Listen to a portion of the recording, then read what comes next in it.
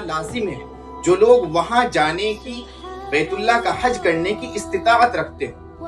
اس آیت میں فرضیت کو اللہ تعالیٰ نے لام اور علا کے ذریعے بیان کیا، یعنی حج اللہ کا حق ہے، للہ ہی، اور کس پر لازم ہے؟ علی الناس، لوگوں پر لازم۔ وہ کون لوگ ہیں؟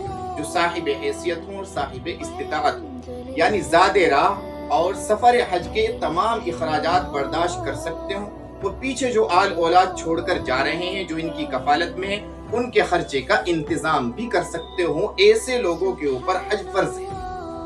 اس آیت سے ایک مفہوم یہ بھی نکلتا ہے کہ للہ، محض اللہ کے لیے، اللہ کی رضا کے لیے حج کرنا ہے، لہذا تجارت کے لیے، کاروبار کے لیے نہیں، اسی طرح سیر و تفریح کے لیے بالکل نہیں، یا یہ کہ ریاکاری کے لیے، دکھاوے کے لیے بالکل نہیں، شہرت کے لیے، نام و نمود کے لیے ہرگز نہیں، محض اللہ کی رضا کے لیے حج کرنا ہے، اور حج بھی حج مبرور ہونا چاہیے۔